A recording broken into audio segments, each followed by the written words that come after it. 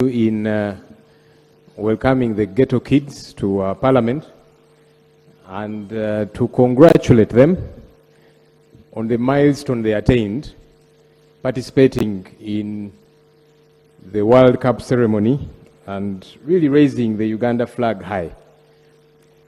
Nelson Mandela once said that it always seems impossible until it's done. For me, that is my driving force many times. The hurdles we grapple with in life, the hurdles we grapple with in politics and elsewhere, keep going. One day you'll break through. So we congratulate the youngsters and we do celebrate them. Mr. Speaker, allow me to raise two quick issues that I think are critical for government to help us. One is a law-related matter, and it's good the learned Deputy Attorney General is around. And Mr. Speaker, you're a senior lawyer. There's been numerous complaints about students who finish LDC and then they struggle to enroll. So on an annual basis, LDC, the various campuses here in Kampala, Lira and Barara, they graduate between 1,300 to 1,600 students that are ready to enroll as advocates.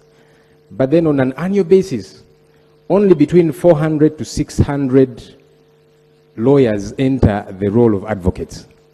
So that leaves a huge backlog of anywhere over 800 who have finished LDC. They are ready to become advocates and do the work for which they went to school for many years. But it is such a tall order, and I'm sure the Deputy Attorney General has received many complaints. Mr. Speaker, I also saw a letter written as a petition to yourself. They copied me in. Those who are now LDC students who had other concerns, they fail a few subjects and then they're told to repeat the entire course, and so they have concerns. And so I saw that letter written to you. Hopefully it's being handled as well. Now couple that with these who have gone through 4 years of law school, go to LDC, a very cumbersome course. Some who have done it know. And they're ready. But now, some drag on for years. They are not able to enroll as advocates. Their parents paid school fees and tuition for them to study, and so they are stuck. They need to be helped. Now, I know, even as an advocate myself, that sometimes it could be you're trying to deal with standards to limit the numbers. I also want to see good quality on the market. But as we do that, I think we should not disenfranchise these many students who have studied law and also passed LDC, because it's a hurdle to pass it. So maybe government needs to help us to understand, is this something they're looking into? How are they looking into it? How are they addressing this matter? Because it's a critical one. Mr. Speaker, the second and final one is related to health. The health minister is here. We've been engaging severally on various matters. I know that in 2023, I believe it was May, when the World Health Organization declared that COVID-19 is no longer an emergency disaster, as it were. Now, there have been travel restrictions on Uganda regarding Ebola. US and a couple of other countries, some have put us at level 4. Do not enter. US and these other countries. But I find a contradiction that I think the health minister needs to help us understand. And by the way, this is not even political. I also want to understand, because I'm a lawyer, I'm not a doctor. I saw, and it happens, each time our colleagues from the NRM are to have a caucus meeting with the party chairman, they are required to do COVID tests. And of course, this information goes out there as well. Now, what confuses people is, wait a minute, I thought COVID is no longer an issue. Why are members of parliament required? And look, every party does its things its own way, so I'm not meddling into the affairs of the NRM. I'm just addressing a health concern. So it becomes alarmist to the public and other countries that these Ugandan leaders, each time they're meeting, they have to do COVID tests. So that means COVID is still a serious challenge in Uganda. And in a way, we seem to justify the countries that impose travel restrictions on Uganda. Because I've seen the Ministry of Foreign Affairs and others, they are struggling with these countries and saying, look, Ebola is not a health crisis in Uganda. Don't impose those health travel restrictions on us. But as one government entity or ministry is fighting to try and clean that up, then there is this contradiction that COVID tests have got to be done mandatorily. So we seem to be sending an image that we still have a health challenge here. And now those people get to be vindicated to say, yeah, no wonder we are restricting travel in Uganda. There are these health concerns. So I am bothered as a non-medic. Is COVID still such a serious issue? What message are we sending to these countries, which we are telling, please don't restrict travel in Uganda, and it's not as bad, but then we are doing this. It's confusing. I think it needs to be clarified. I thank you, Mr. Speaker. The Attorney General, as you respond to this, at what point do you put the sieve for professional regulatory body? Somebody has finished everything. They are supposed to join the labor market. You delay their enrollment. Don't you have capacity, or you're just malicious? Or both?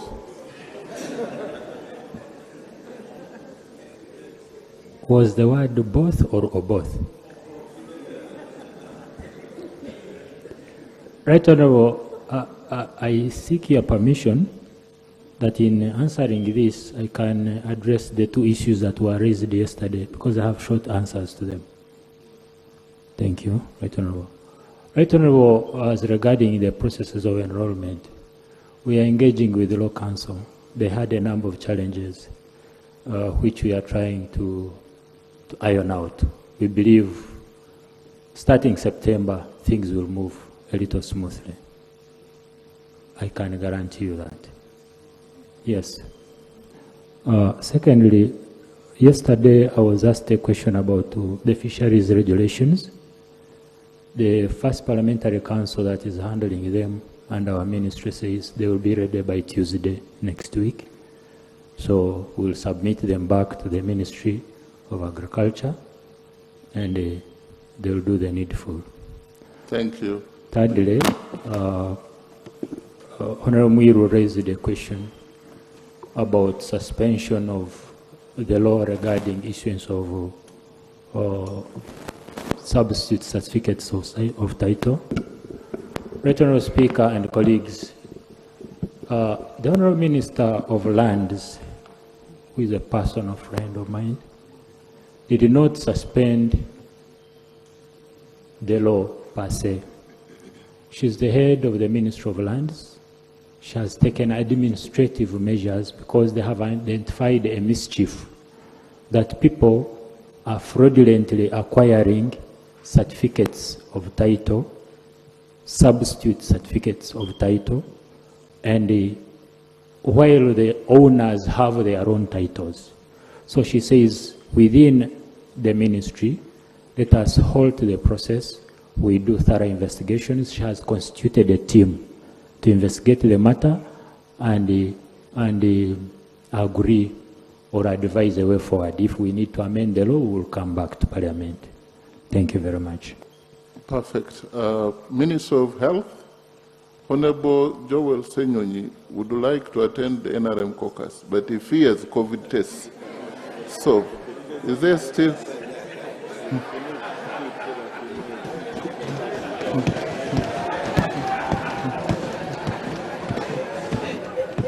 Mr. Speaker, allow me to clarify. By the way, as one of the leaders in this country, an MP, okay, I also lead one side of Parliament, I'm happy to go to any meeting. If you good people invited me to Chankwanzi to present a paper, I will come, and I will present a very good, solid paper. I hope you will follow what I'll have presented. But anyhow. Thank you. Yes, you've clarified. Honorable Baryomunsi. The ghetto kids don't leave yet. Yes. Whoever is evicting them is malicious. Yes. The ghetto kids, as we welcome them to Parliament, should remain to listen to the Minister of Health. Thank you very much, Right Honorable Speaker of Opposition, for raising that concern. Usually when we declare an outbreak or an epidemic over, we usually add that you should continue being cautious. You play caution because there can be a possibility of that outbreak coming again. Like when we declared the end of the Ebola outbreak, I did caution that we remain on the lookout because there is still a risk. For instance, we got used to sanitizing during the COVID outbreak, and up to now, we put sanitizers. I hope the leader of opposition is not scared because we sanitize. That's why there is one here and one there. So that should not be a big problem. True, if you are to meet the president, go to State House, there is a requirement for a COVID test. And the COVID tests are done largely in Malago. The positivity rates currently for COVID are 0.001%. So meaning we basically don't have active transmission of COVID in the country. And as a new Minister of Health, I will give technical advice to the President and the State House that maybe there is no big necessity to subject people to COVID testing, but just a precaution, which is harmless. And I don't think it sends a negative message at all. It has little or nothing to do with the travel advisories which countries have been announcing. And maybe let me also use the opportunity to say we are engaging various countries, including the US, Canada, and others, on their travel advisories in relation to the Ebola outbreak. And our Minister of Foreign Affairs, I know, is engaging in meetings with these countries so that they can lift these restrictions and bans which they had imposed on Uganda, on their citizens coming to Uganda, but also on people traveling from Uganda to their countries. There have been those challenges. And like I've been saying, those travel restrictions were not backed by public health science, but we are engaging the various countries, and I think soon they should be able to lift them. So in a direct answer to your question, yes, there are these COVID tests, but the tests are harmless, but we shall advise the State House that from a public health standpoint, there is no strong justification to carry out a COVID test now because we don't have an outbreak or an epidemic of COVID. The positivity rates are very low, so we don't have active transmission of that disease in the country. But the next caucus, don't fear attending the caucus. We shall invite you as the facilitator of the NRM caucus meeting. And by the way, that should be the politics we should play in the country. Being in a ruling party and you being in opposition should not mean you can't meet and discuss the future of this country. So, leader of opposition, do not be scared of a COVID test. Thank you. The engineer wants to inform me, if the speaker allows, I have no problem. Well, sir, I want to inform the Minister of... Yes. Thank you, Right Honourable Speaker. Honourable Minister, the information I want to give you, as mobilizers and the senior cadres of NRM, we are engaging opposition. So this might be a way of a step where they might be joining the party. So it's not about COVID, but people are coming. That's the information.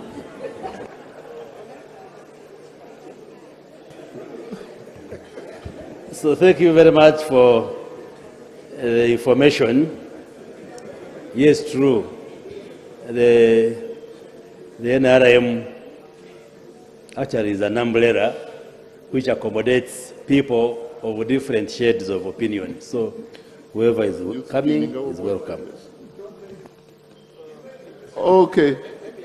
As advised by the Minister for Health, who is a very senior doctor, Mr. Speaker, I do appreciate the two ministers, the Deputy Attorney General's response. He says beginning September, we are going to see improvement in enrollment to the Law Council. We hope that happens so that these young people that have studied get to quickly join the market. The Minister for Health has told us he will advise. It's not a big deal because we were getting scares. So some colleagues on this side were beginning to say, now, shouldn't we approach the Speaker to say, if these our colleagues have got to have tests before they go for their meeting the other side, maybe they should have tests before they come for Parliament. Are we safe? It was a concern, but I'm glad that you have cleared that and you'll give the advice. Now we are at peace. But on a light note, if you're sending people to approach some of us to join you, please don't send people like Honorable Waliswaka. Send more serious people. I thank you.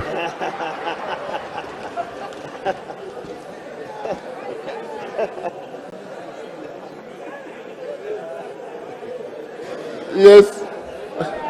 Now that one is hard. Yeah. Yes. It's not serious. You are serious. Thank you, Right Honorable Speaker.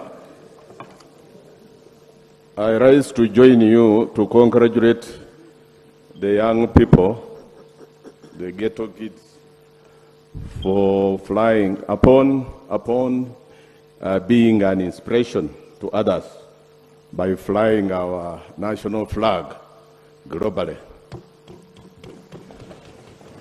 Mr. Speaker, the young people who overcome hardship become powerful examples of perseverance and achievement. And this, therefore, is a demonstration by word and deed that one is not defined by where you come from.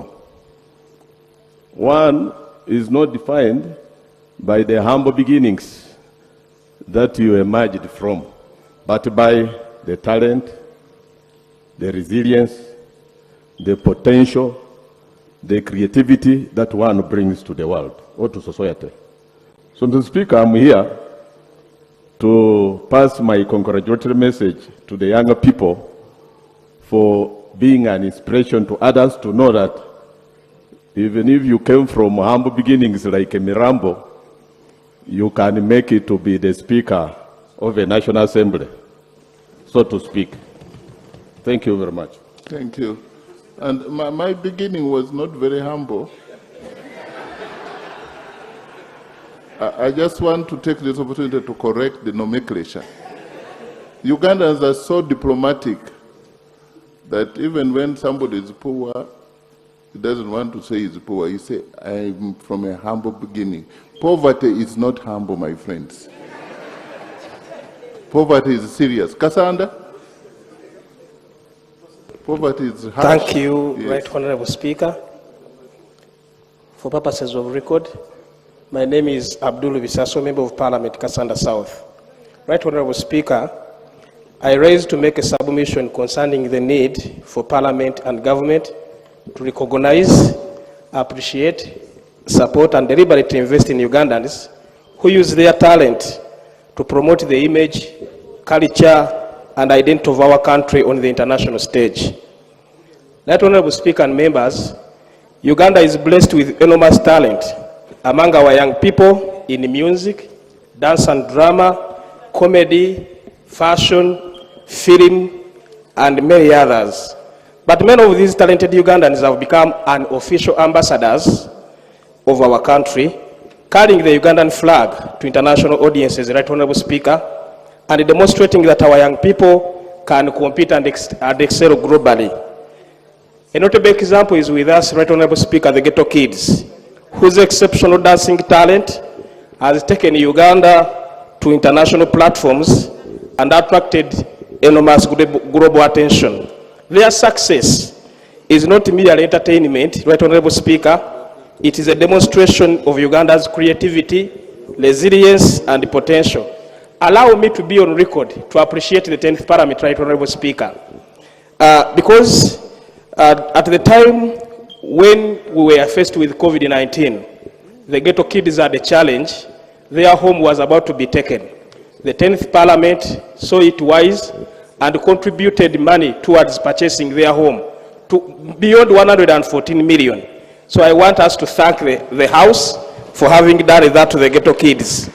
Right Honorable Speaker, that was very commendable and demonstrated that Parliament can go beyond legislation and oversight and provide meaningful support to the vulnerable and the talented Ugandans whose contribution to the country is significant. Right Honorable Speaker, however, these are not only the people who have represented us globally.